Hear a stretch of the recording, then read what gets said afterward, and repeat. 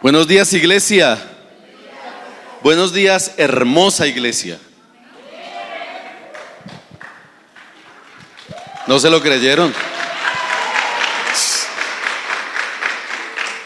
¿Usted sabe que la santidad hermosea los rostros? ¿Cuántos santos hay aquí? Muy bien, estos santos que dijeron amén son hermosos, porque el Señor nos da una belleza espectacular y particular. Es la belleza de su amor, de su ternura, de su gracia, ¿verdad? Que nos permite estar aquí reunidos, celebrando su amor, celebrando su presencia, celebrando su gracia. Así que bueno encontrarnos esta mañana, iglesia, y estar juntos, como dice el Salmo 133, en armonía, ¿verdad? Siempre en esa misma dinámica e intención de exaltar y adorar el nombre del Señor.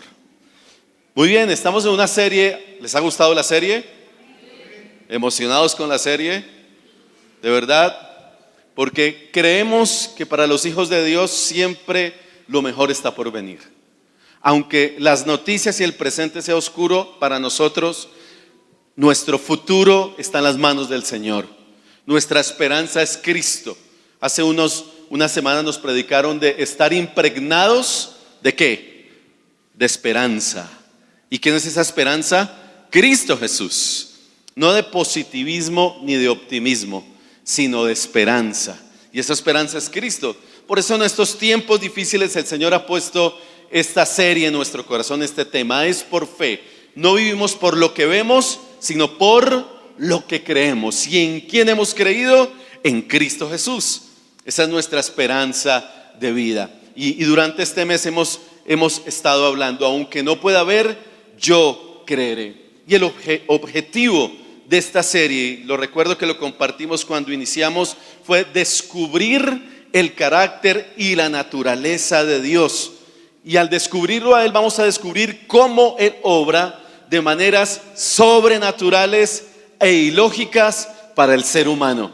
Dios no tiene la lógica humana. Dios supera nuestra lógica, ¿verdad? Dios supera nuestros pensamientos. Dios supera nuestros planes porque Él es Dios y Señor. Lo vamos a entender cuando descubramos su carácter, cuando descubramos su naturaleza, y eso lo conseguimos en la medida en que tengamos una relación profunda con Dios, una relación profunda con su palabra, y que descubramos en nuestras pruebas, en nuestras adversidades, la presencia de Dios acompañándonos, aunque a veces percibamos y sintamos que estamos solos. El Señor nunca falla, está ahí. Por eso quiero invitarlos a que descubramos el carácter paternal de Dios. Yo quiero que hoy usted, después de estos 30 minutos, diga: yo tengo un Padre que me ama, y que ese Padre amado mío me dice: tú eres mi hijo amado. Diga conmigo: yo soy hijo amado de Dios. Y el Señor hoy te quiere decir eso a cada uno: tú eres mi hijo y mi hija amada. Así que yo quiero invitarlos a que descubramos ese carácter, o lo redescubramos, o que quizá para muchos sea su primer momento, la primera experiencia de descubrir ese carácter paternal de Dios. Mire que la presencia del padre de familia, hablando terrenalmente, en la vida de una persona produce una dosis alta de seguridad, confianza y de identidad. Por eso cuando el padre está ausente, la persona escasea de muchos elementos emocionales en su vida, y su crecimiento no es un crecimiento integral. Por ejemplo, para el niño, el varón, el papá representa ese referente psicosexual, y para las niñas una figura protectora, y es el modelo de hombre que buscarán como pareja, ¿verdad? Qué importante esto. Y algunas hijas dirán: no hay una pareja que yo pueda encontrar como mi papá. Dejó una vara muy alta, ¿cierto? Es bien interesante esto. Ahora, yo quiero invitarlos entonces para que veamos, y si queremos más bien descubrir y saber cómo es nuestro Padre, pues debemos mirar a Jesús. Si miramos a Jesús, miramos al Padre, pero también miremos la experiencia de Jesús como hijo, porque Jesús vino a esta tierra reconocido como el Hijo de Dios. pero su experiencia como hijo es una experiencia que nos puede aportar muchísimo. Primero, lo primero que sucedió en la vida de Jesús es que Dios reconoció a Jesús como su hijo, ¿ok? No se le olvide eso. Dios como padre reconoció, y voy a agregar algo, reconoció públicamente a Jesús como su hijo. En una ocasión, allá en los evangelios, quizá un par más, o una, pero está en los evangelios, se refirieron a Jesús como un hijo ilegítimo o hijo de fornicación. ¿Sabía eso? Se refirieron a él de una manera sarcástica. Y eso está en Juan capítulo 8, verso 39 y 40. Nuestro padre es Abraham. Había una discusión porque Jesús les había dicho hijos del diablo. Así que había una discusión interesante. Ellos estaban defendiendo la paternidad de Abraham. Pero el Señor les dice, nuestro padre es Abraham, declararon ellos. No, respondió Jesús, pues si realmente fueran hijos de Abraham, seguirían su ejemplo. En cambio, procuran matarme porque yo les dije la verdad, la cual oí de Dios. Abraham nunca hizo algo así. No, ustedes imitan a su verdadero padre. Se estaba refiriendo al diablo, ¿ok? Nosotros no somos ilegítimos. Vea, sacaron la rabia y le dicen a Jesús, sí, pues nosotros no somos ilegítimos, respondieron. Dios mismo es nuestro verdadero Padre. Vea lo que dice la versión Reina Valera del 60. Estoy leyendo en Juan 8:41. Vosotros hacéis las obras de vuestro padre. Le está diciendo a ellos, están haciendo las obras del diablo. Entonces ellos le dijeron, nosotros no somos nacidos de fornicación. Un padre tenemos que es Dios. Tremendo, ¿cierto? En esa discusión Jesús tuvo que afrontar la presión social en la cual le dijeron hijo ilegítimo o hijo de fornicación. Tremendo, ¿cierto? Quizá hoy o en la historia de nuestras vidas o en la historia de otras personas han tenido esta experiencia de ser excluidos porque quizá su padre terrenal no estuvo en su vida, no hizo presencia. Ahora, Jesús nace y crece en una familia que rompe con los moldes sociales, especialmente en ese contexto sociocultural. Su mamá queda en embarazo en la etapa de adolescencia. Primer escándalo, ¿cierto? Segundo escándalo, no está casada. Tremendo, no está casada. Tiene una palabra de compromiso con José, pero además el hijo que espera no es de él. Mucho escándalo en un solo momento, ¿cierto? Un escándalo tremendo. Pero además, Jesús tiene un papá que lo adopta y no es su papá biológico, es su papá adoptivo. José adopta a Jesús. Y cuando Jesús aparece en escena en la Biblia a los 30 años, ese papá biológico ya no está en escena. Tremendo. ¿Qué quiere decir? Que posiblemente Jesús perdió a su papá. Voy a pensar que lo perdió, que falleció. Yo estoy especulando, no lo sé. Pero a los 30 años, cuando Jesús aparece e inicia su ministerio, ya José no está. Eso implica que ya no está su papá biológico, que quizá Jesús tuvo que tomar algunas de las funciones como hijo mayor en su casa y su labor también. Pero en todo ese proceso estaba estigmatizado. La gente le decía el hijo de fornicación, el hijo ilegítimo. Ahora, Dios como Padre toma acción y prepara a Jesús en medio de esa realidad en la que él está. Y lo dignifica, me encanta esto, de manera pública. Y le hace un reconocimiento de Jesús como su hijo, pero no como cualquier hijo. Mateo 3, 16 y 17. Yo no sé qué versículo puse allá. Ya se me olvidó. Sí lo puse. Mateo 3, 16 y 17. ¿Recuerdan esta escena tan maravillosa?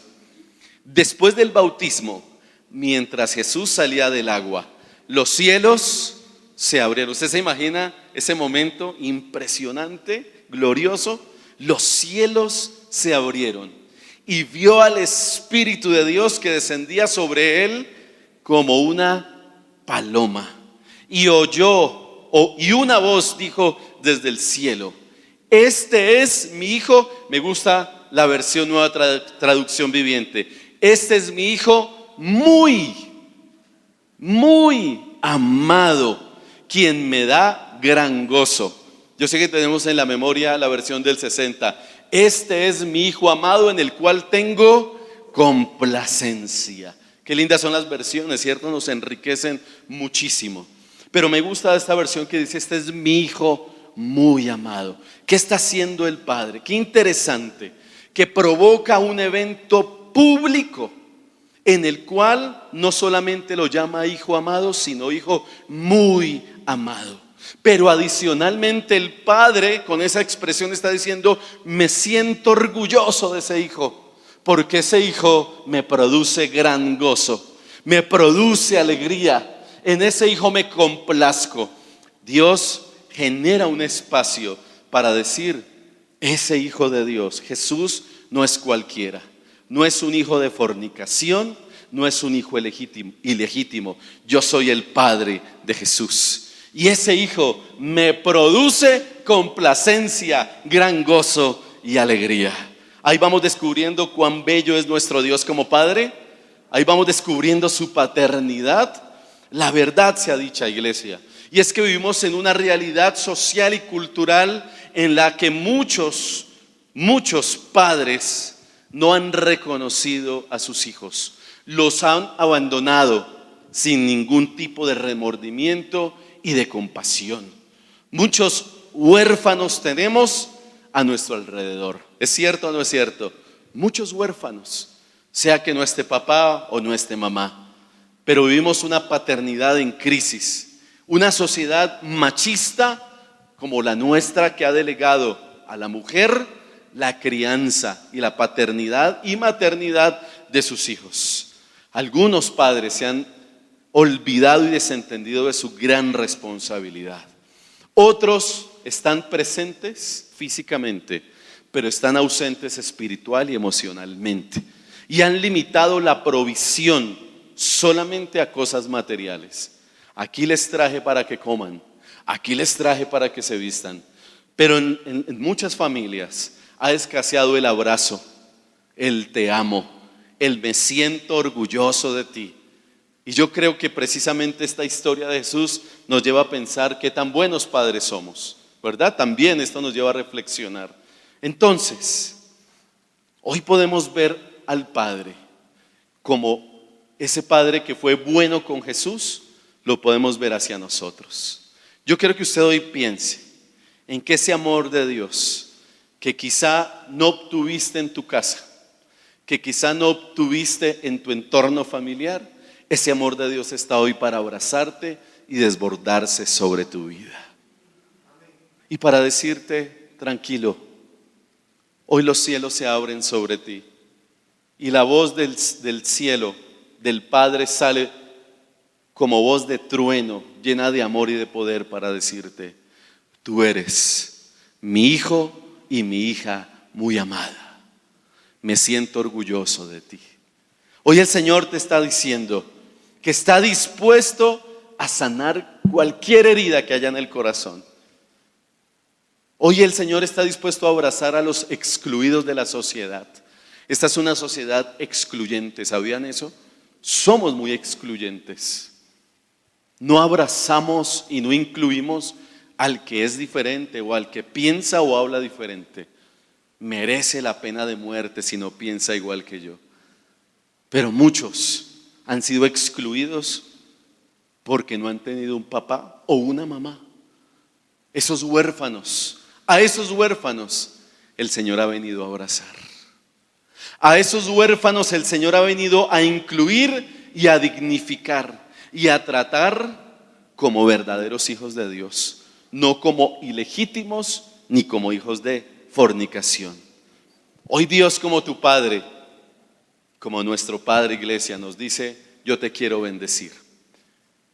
El entrenamiento de parejas del viernes habló de esto, de las palabras, de lo que nuestras palabras buenas o malas pueden marcar para bien o para mal el corazón de las personas. Como papás, como hijos, como líderes, como pastores, Por eso yo empecé diciéndoles iglesia hermosa, porque los estoy bendiciendo con toda bendición de Dios. Y usted dirá, yo estoy en la capacidad de bendecir. Yo antes estaba en contra de decirle a alguien, te bendigo en el nombre del Señor. Y yo pensé que eso era pecado, eso estaba mal, que el único que bendice era Dios. Y cuando entendí qué quiere decir la palabra bendecir, que es decir bien, entendí que yo tengo la capacidad para decir bien del otro. Y por eso ya no me da temor decir, no solamente que el Señor te bendiga, sino yo también te bendigo. Yo bendigo a mi esposa, bendigo a mis hijos. Lo contrario de la bendición, ¿qué es? La maldición. Porque hay gente que está maldiciendo, y maldecir es tratar mal al otro, es insultarlo, es decirle lo contrario de lo que Dios dice que es esa persona. Entonces utilizamos palabras que maldicen y no necesariamente son vulgares, solo son palabras ofensivas, dañinas. Y quizá muchos han sido marcados por esas palabras ofensivas, dañinas. Tonto, bruto, bueno para nada, no sirves, no avanzas, nunca lo vas a lograr, nunca vas a llegar a alcanzar tus metas, eres inservible, ¿verdad? Y todas esas palabras marcan, y muchos crecen así y llegan a la iglesia con esas heridas. Para todos los que llegamos con algún complejo de inferioridad generado por las palabras de un profesor, de un amigo, de un familiar, los brazos del Padre se abren el día de hoy para decirnos, eso dijeron ellos de ti, pero yo voy a cambiar esa maldición por bendición. Y esa maldición que echaron sobre el Señor o pretendieron echar sobre Jesús no tuvo poder, porque fue más poderosa la bendición de Dios sobre Jesús. Por eso hoy el Señor te dice, mi bendición es más poderosa sobre ti que lo que te hayan podido decir en tu niñez y adolescencia. Lo que yo diga de ti, lo que dice mi palabra de ti, te dice el Señor, es más poderoso que aquellas mentiras que han dicho sobre tu vida y que han intentado atarte y esclavizarte. Y hoy el Señor te quiere hacer libre de eso. Hoy el Señor te dice, tú eres mi hijo y mi hija, muy amado y muy amada. El Señor hoy abre los cielos para bendecirte, para dignificarte y para recordarte algo. Dios no se avergüenza de ti. Como el Padre no se avergonzó de Jesús y lo dignificó públicamente, hoy el Señor te dice, tú no eres mi vergüenza, tú eres mi orgullo. Qué lindo eso, ¿verdad? Cuando los papás nos sentimos orgullosos de nuestros hijos, nos sacamos pecho, ¿cierto? Cuando nos dan buenas noticias de ellos, pues el Señor hoy nos está diciendo, me siento orgulloso de ustedes. Me siento feliz de que ustedes sean mis hijos. Y el Señor te dice hoy, te bendigo con toda bendición. El Señor hoy te dice, mis planes para ti son buenos. Mis planes para ti son de bendición y no de maldición. Hoy el Señor te dice, vas a quitar de tu mente eso que marcó tu vida y te dijeron equivocadamente. Lo verdaderamente importante, te dice el Señor, es lo que yo pienso de ti. Es lo que yo tengo para tu vida. Son los planes que yo tengo para ti. Y todos quizá nos hemos equivocado diciendo algo en contra de alguien, incluso de nuestros hijos. Y aunque parecería algo tonto, yo a mi hija muchas veces le dije lenta, porque yo soy acelerado. Ella va a 50 por hora y yo voy como a 120. ¿Sí? Entonces en mi desespero, lenta. Y ella se va creyendo el cuento y va diciendo, pues soy lenta, tú me dijiste que yo era lenta. Y esa es la hija que tú quieres y que tú has provocado en mí. Una lenta. ¿Sí se da cuenta? Y es una palabra aparentemente inofensiva, pero marca. Cuidado con las palabras. Cuidado con lo que han dicho de ti. Rechaza, saca eso de tu mente hoy, de tu corazón. Hoy el Señor te dice, tú eres mi hijo amado, del cual me siento orgulloso. ¿Se alegra por eso? A mí me alegra que mi Dios como Padre se sienta orgulloso de mí, a pesar de mí, a pesar de mis errores. Lo segundo que sucedió es que Jesús aceptó a Dios como Padre. Primero, el Padre lo reconoce, Pero lo segundo es que Jesús acepta la paternidad de Dios.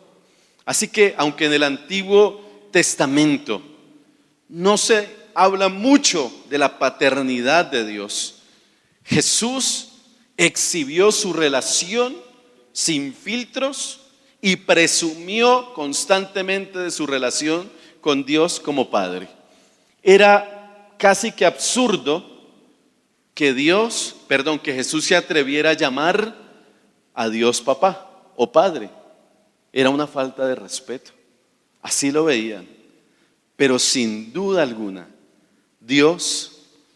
Jesús se atrevió a presumir de su relación con el Padre. Y lo hizo constantemente, incluso hasta la cruz. Todo comienza en el bautismo, ¿cierto? Dios como Padre ratifica su paternidad. Y aún en los últimos momentos en la cruz, Jesús llama a su Padre papito. ¿Lo recuerdan? Cuando le dice ¿cómo? Abba Padre. Un insulto para aquellos que estaban ahí.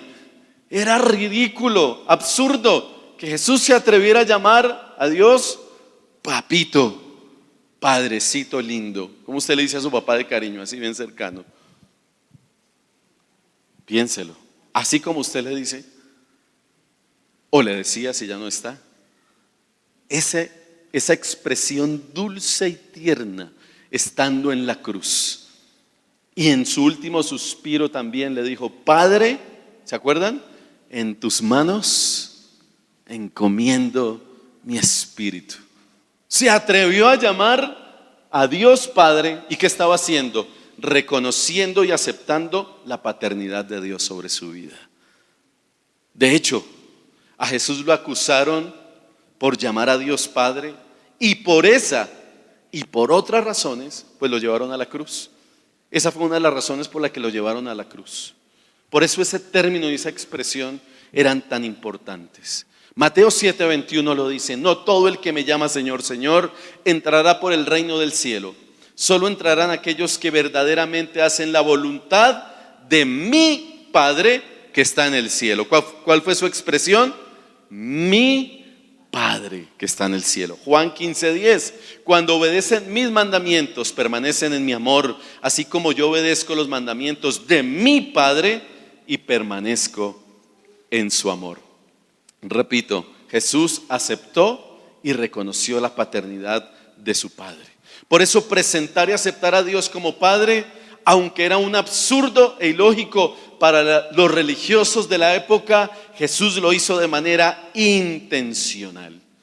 Y para usted y para mí, aceptar la paternidad de Dios es muy importante. ¿Por qué? Porque esa va a determinar mi posición y disposición para recibir su cobertura, su identidad y su adopción. Si yo acepto a Dios como Padre, estoy aceptando su cobertura, su identidad, su poder, su adopción, su gracia. Estoy adoptando y recibiendo y aceptando todo lo que viene de Él. Dios siempre, iglesia, siempre tiene las mejores intenciones para nosotros. ¿Usted lo cree? Dios siempre está diseñando planes con buenas intenciones. Yo imagino a Dios allá sentado en su trono con un computador y cada uno en la base de datos diciendo: a este le voy a enviar estas bendiciones hoy. Y todos los días el Señor dice que nos envía bendiciones que nos persiguen, ¿cierto? Usted anda y las bendiciones van detrás diciendo: espere, no corra tanto, que allá le van bendiciones. Por eso, como estamos tan ocupados y afanados, no abrazamos las bendiciones de Dios. No comprendemos esa paternidad y ese cuidado de Dios, porque queremos ayudarle a Dios y nos olvidamos de que en la paternidad Él tiene todo un paquete de cuidados, de bendiciones, de sustento, de milagros, de cosas maravillosas para sus hijos. Dios siempre hará lo posible para conquistarnos y acercarnos a Él. Yo no sé si usted fue terco antes de recibir al Señor. ¿Alguien fue terco? Y usted decía: no, yo no creo en Dios. Dios de lejos. Sí, le pasó. Vea, más de uno acá. ¿Y Jesús qué hizo? ¿Persistir o no? ¿Insistir? ¿No desistir? como dice Eduardo Luis. Escucha fútbol, ve fútbol, muy bien, estamos conectados, Caro. Así es. Dios es especialista en persistir, insistir y no desistir. Y yo creo que con los tercos Dios persiste. Y está ahí, de una y otra manera, diseñándose estrategias. A cómo me lo voy a conquistar para mí. Y el Señor pone una y otra cosa. Ahora usted lo voy a llevar a recordar el día en que Dios se le apareció como Padre y usted cayó rendido y dijo: ya no me voy a resistir más. Señor, te entrego mi vida. Lindo, ¿verdad? Pues Dios no se va a cansar de conquistar nuestro corazón. Dios no se va a cansar de buscar las estrategias para que le reconozcamos como nuestro Padre. Siempre va a estar ahí, poniendo su gracia, su amor, su misericordia, sus milagros, lo que sea necesario, como lo hablé hace 8 días con Tomás. Hizo lo necesario para que Tomás creyera. Y recuerden lo que dijo: si me tengo que revelar directamente a Tomás y él tiene que tocar mis heridas, pues lo voy a hacer. Dios va a hacer todo lo necesario para que todo este mundo le reconozca como su Padre. Toda estrategia la va a usar para que lo aceptemos. Y aceptar al Padre es un acto de fe. Es el acto de fe más importante y trascendental que podemos tomar en la vida, que podemos dar en la vida. Hebreos 11:6 dice: de hecho, sin fe es imposible agradar a Dios. Todo el que desea acercarse a Dios debe creer que Él existe y que Él recompensa a los que le buscan con sinceridad. Por eso rechazar a Jesús es rechazar al Evangelio, y rechazar el Evangelio es rechazar la paternidad de Dios. Y rechazar la paternidad de Dios es perderse de la bendición de ser hijos de Dios. Romanos 8:15 dice: y ustedes no han recibido un espíritu que los esclavice al miedo. En cambio, recibieron el Espíritu de Dios cuando Él los adoptó como sus propios hijos. Ahora lo llaman Abba Padre. ¿Cuántos llaman al Señor Abba Padre? Le podemos decir Abba Padre, ¿verdad? Con libertad. Pues su Espíritu se une a nuestro espíritu para confirmar que somos hijos de Dios. ¿Quién lo confirma? El Espíritu Santo, que se une a nuestro espíritu. Ese es el sello que confirma que tú y yo somos hijos de Dios. Así que como sus hijos también somos herederos. ¿Cuántos son herederos? Amén, reciba esa herencia. De hecho, somos herederos junto con Cristo de la gloria de Dios. ¿Qué más herencia que la gloria de Dios? Pero si vamos a participar de su gloria, hay una buena noticia: también debemos participar de su sufrimiento. Dicen amén. Hasta ahí vamos contentos, ¿cierto? Pero el texto también nos lleva a esto: que si aceptamos a Dios como Padre, no es que la vida va a ser color de rosa, es que vendrán sufrimientos y pruebas. La buena noticia es que nuestro Padre va a estar con nosotros en medio de los sufrimientos y las crisis. Es que el abrazo del Padre, la misericordia del Padre se va a revelar en todos esos procesos. Entonces, resumo esto: recibimos su Espíritu que se une al nuestro para confirmar que somos hijos de Dios. Si una persona no está segura de que es hija de Dios, es posible que no haya tenido esta experiencia, la confirmación del Espíritu en su vida. La Biblia dice que es el Espíritu Santo el que nos convence ¿de qué? De pecado, de justicia, de juicio. Así que cuando el Espíritu entra a morar a nuestra vida, reconocemos la paternidad de Dios, porque el Espíritu sella y confirma y me da a mí la convicción, la seguridad de que ya no soy hijo de esclavitud ni del pecado, sino que ahora soy hijo de Dios. Y reconozco esa paternidad. Y tengo la capacidad como hijo de Dios de ser, o la bendición de ser heredero con Cristo de la gloria de Dios, pero también partícipe de su sufrimiento. Por eso pare de sufrir no existe. Bienvenido el sufrimiento de la mano de Dios. Así es mucho mejor. Por lo tanto, para enfrentar los desafíos y retos, sufrimientos y crisis, necesitamos andar en fe, aceptando la paternidad de Dios, la cual nos proporciona seguridad y cobertura necesaria para vivir. Y lo tercero, que me encanta, Jesús vivió mostrando a su Padre hacia los demás con actos de bondad. Es decir, que Jesús no se quedó presumiendo, Él es mi papá, sino que su relación, ese sello confirmado por el Espíritu, se tradujo en actos de bondad y de misericordia y en buenas relaciones con los demás. ¿Sí? No se quedó solo en un título, sino en una experiencia relacional. Por eso ser hijos de Dios nos da una identidad firme que determina todas nuestras acciones. Sean santos como su Padre Celestial es santo. Vea el reto que tenemos. Si son hijos de Dios, sean santos. Así es como debemos vivir. Es un gran privilegio ser hijo de Dios, pero también es una gran responsabilidad. No nos podemos quedar con el título. Debemos dar fruto de esa relación. Por eso los hijos de Dios no actuamos para ganarnos el derecho a ser hijos. No vivimos y no hacemos muchos actos para ganarnos el derecho a ser salvos. Somos salvos e hijos de Dios por gracia de Dios. Y lo que hacemos es resultado de nuestra relación con Dios. Lo que hacemos, nuestras buenas acciones y buenas obras y obras de bondad son el resultado de una relación profunda y de la confirmación de que Dios ha sido establecido en nuestra vida a través de su Espíritu y confirmado como nuestro Padre. Usted dirá, eso tiene mucho de teología, muy raro, pero es bueno que entendamos eso, porque a veces no vamos un poquito más profundo y nos quedamos con lo superficial. Yo le recomiendo que vuelva y lea Romanos. Para mí es muy iluminador entender que Romanos da en el punto: reconozco que soy hijo de Dios solo por la obra del Espíritu en mi vida. Y es el Espíritu el que sella y genera esa convicción en el corazón. Y lo confirma. Mire que hay palabras claves: confirma, reafirma ese llamamiento.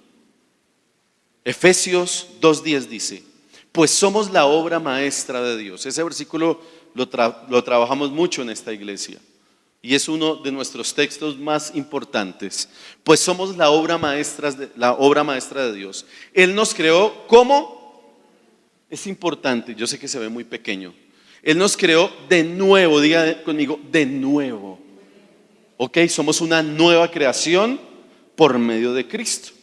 Nos creó de nuevo en Cristo Jesús. ¿Con cuál propósito? Hay un propósito, un resultado, a fin de que hagamos las cosas buenas que preparó para nosotros tiempo atrás. ¿Qué trabaja primero entonces esa paternidad en mí? El ser, para que luego yo pueda hacer. ¿Nos damos cuenta? Nazco de nuevo, vivo procesos constantes y permanentes en mi vida de mi nuevo nacimiento que tienen que dar evidencias, y esas evidencias son las buenas cosas o cosas buenas que el Señor preparó de antemano para que anduviésemos en ellas. Pero primero, como hijos de Dios, hemos de reconocer su paternidad, y que su paternidad es una paternidad que también nos corrige. Amén. Nos corrige. Y estamos en constante y permanente corrección. ¿De qué? De nuestro carácter. El Padre tiene toda la autoridad al recibirlo nosotros para que trabaje en nuestro carácter. ¿A cuántos padres les gusta que sus hijos obedezcan? A todos. Ningún papá va a decir, no, a mí me encanta que hagan lo que se les da la gana.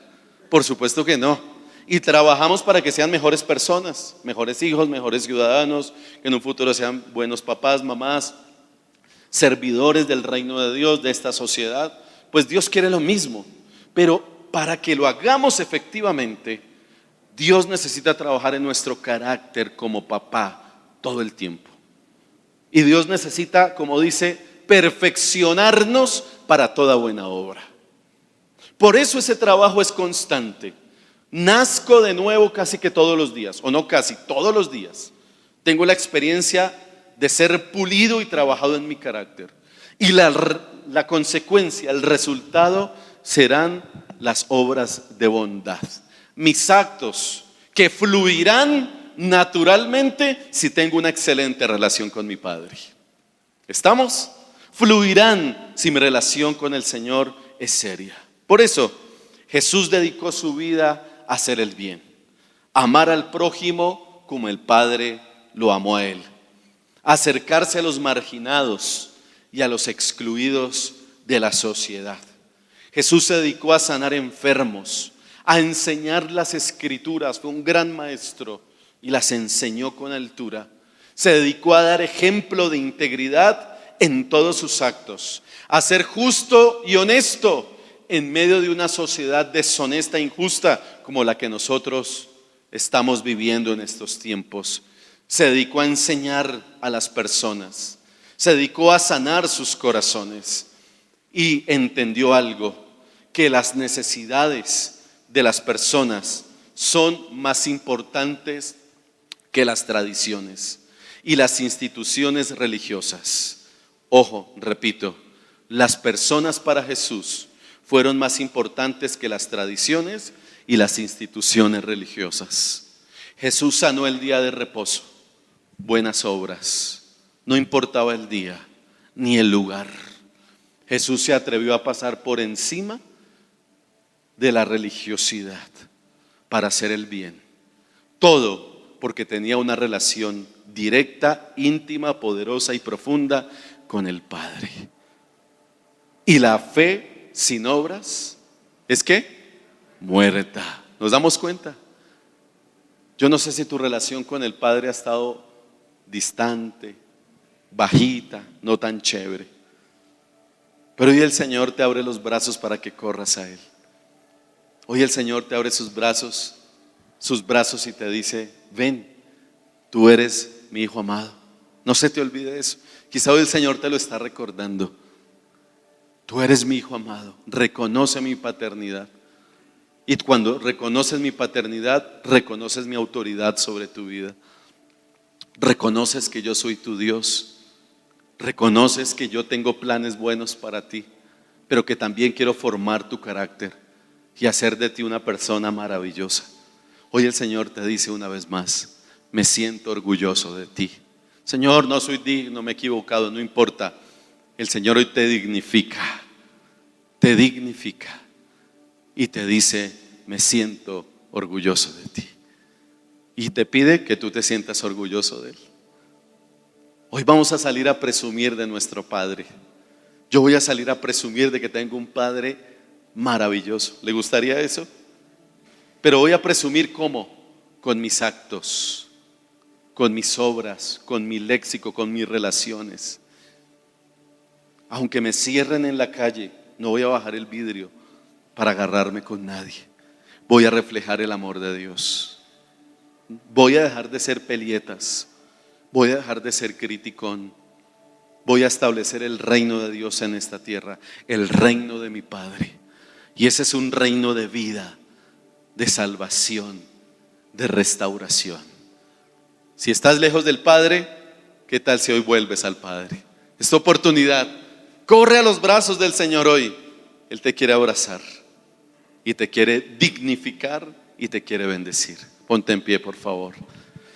Señor, te damos gracias hoy. Bendecimos tu nombre.